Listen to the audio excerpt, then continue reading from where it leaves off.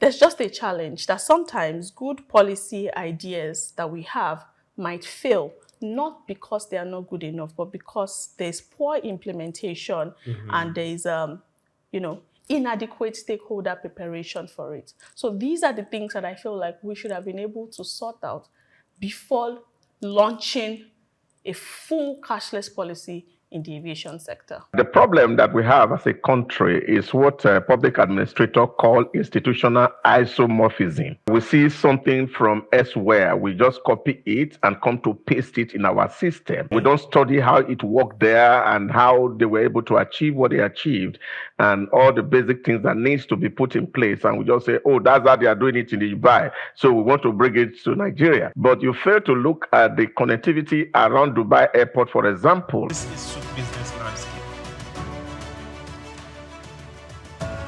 Now let's get to this particular story of the day. Sometime last week, the Federal Airport Authority came up and said cashless policy from now henceforth. Then we had the issues that came up with it. It was causing traffic, it was causing congestion, it was happening, it was not happening. They now came and stepped forward and said, we will go cashless. But as we speak right now, the story is changing. The president has suspended the FAAN airport cashless policy after travel chaos. Yes. President Bola Ahmed Tinubu has ordered the suspension of the airport cashless payments policy introduced by the Federal Airport Authority of Nigeria following reports of traffic gridlock and missed flights. The disclosure was made by the Minister of Aviation and Aerospace Development, Festus Keyamo, on Wednesday. He said the directive was among the resolutions reached at the Federal Executive Council meeting presided over by the President. The President's decision comes just 4 days after FAAN implemented the nationwide cashless payment system on March 1st. Passengers had complained about delays at airport entry points, with long queues reportedly causing some travelers to miss their scheduled flights.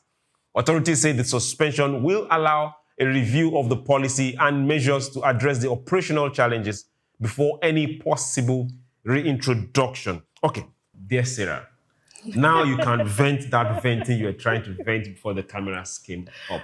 Right. So, like I said, when the story broke out, when we saw the story, I already knew that, okay, we're in for it. Okay. First off, what is the awareness around this? Okay. How many people even know that FAAN, when you go to the airport now, it's now a cashless policy? Okay. The NOA before, National Orientation Agency, when things like this, happen, they roll out PSAs, some sort of advertorials to create awareness. First off, the public awareness so far, to the best of my knowledge, has not gone far. Okay. One, how is our digital infrastructure? Okay. Are we ready to face this? Are there adequate payment terminals that have been put in place? Fine. You said, oh, we have gotten to the point of introducing this, but were we ready to introduce it? We've gone to airports so many times, and even before everything became cashless, we still have to face some kind of queue. I understand that the policy was put in place to reduce corruption, to digitize things and what have you. But at the time it was implemented, were all the structures that we need to make it successful put in place? And it just makes me understand that there's just a challenge that sometimes good policy ideas that we have might fail, not because they are not good enough, but because there's poor implementation and there's, inadequate stakeholder preparation for it. So these are the things that I feel like we should have been able to sort out before launching a full cashless policy in the aviation sector. Okay. Yes, you've let me vent. Okay, good. I will answer you after I hear Doctor. Doctor might want to toe a different line. So, Doc, I want to hear from you. I'm of the opinion that the human angle to it played out those 4 days, aside the orientation issue. The human angle to it played out these 4 days, and there has been a pushback from the human angle. But let's get to hear from you. What do you think from this presidential directive? I don't think the directive should be something that is indefinite. I think what the president needs to do is to ask that the things be done rightly. The problem that we have as a country is what public administrators call institutional isomorphism. We see something from elsewhere. We just copy it and come to paste it in our system. We don't study how it worked there and how they were able to achieve what they achieved and all the basic things that needs to be put in place. And we just say, oh, that's how they are doing it in Dubai, so we want to bring it to Nigeria.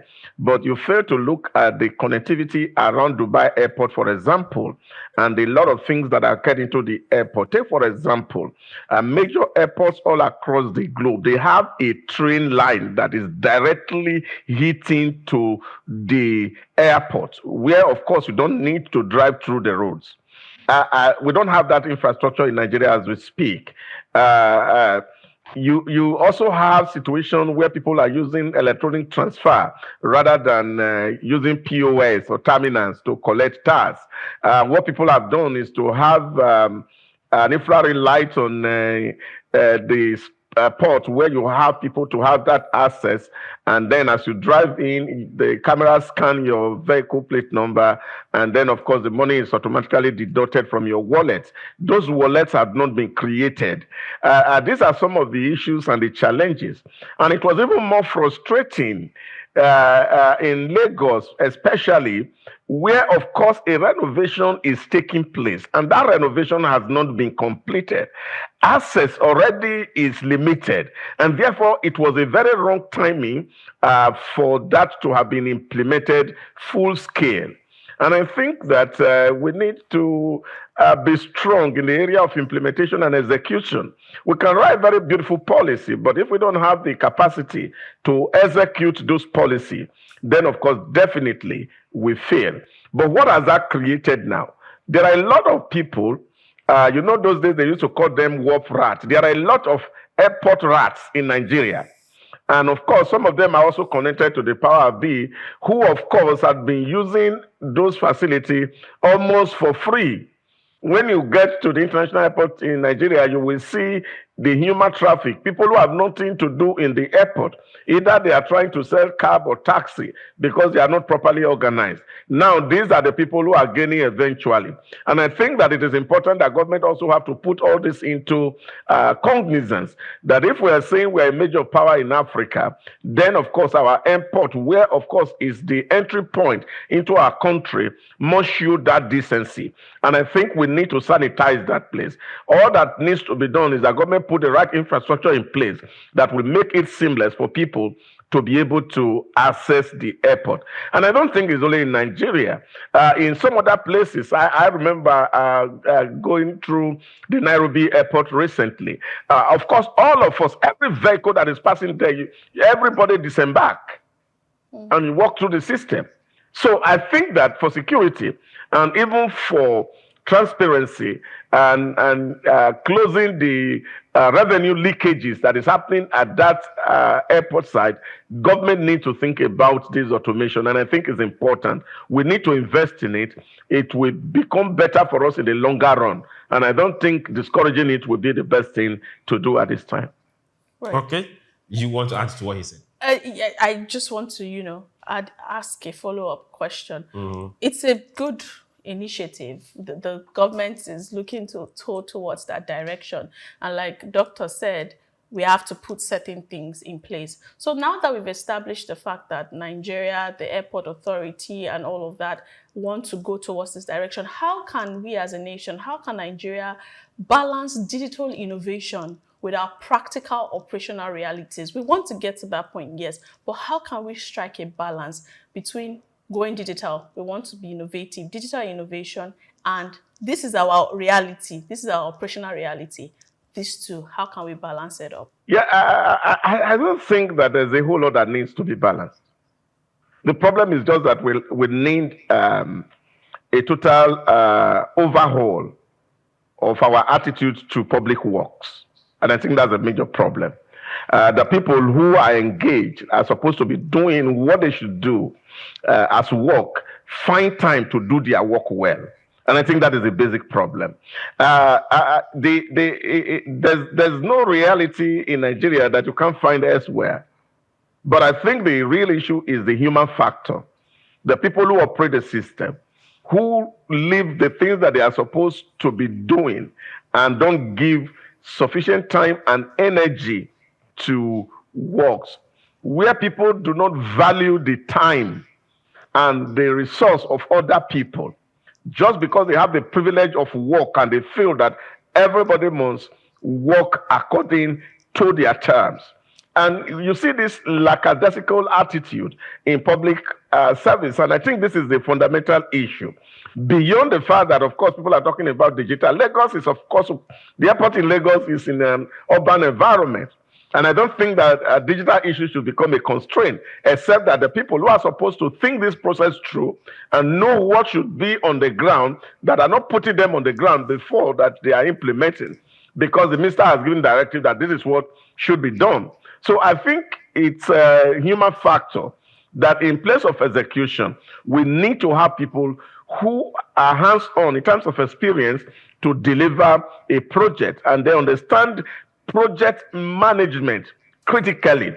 Look at how to manage change sufficiently.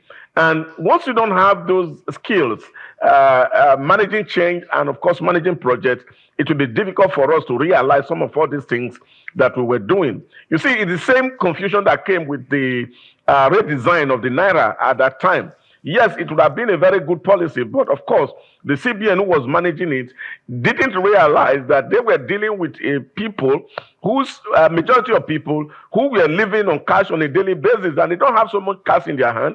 They have just 3,000 and 2,000, and they, of course, were the people that they should have been targeting. So what they needed to do was not to have called for a total call-off, is to see how do we eliminate higher denomination and people can move on with their life. But unfortunately, we didn't told that direction, and the whole exercise became a flop. And I think these are the problems. We need to train our public officers in change management. We need to train them in project management, not just project management by having certification online, is that having actual hands-on experience on how to manage a project such that it does not affect the time of other people and their resource. And I think that is where we need to invest heavily. Okay, where we need to invest heavily. Thank you very much. Thank you, Doc. We have an experience coming from being able to use digital payments. Mm-hmm. And if you look at 100% of the fintech companies that are right now have opened up microfinance banks thanks to the CBN directive, have you ever walked into any of those banks? No. Most people don't even know where the offices are. True. But we use their services to the maximum, mm-hmm. which means this can also work. But just like Doc said, just like you also said, it has to do with enlightenment. Exactly. Letting the people know. And also those within the airport and the management of the airport will put this squarely on your table. We want this to work. Mm-hmm. But how do you make it work? Time will tell.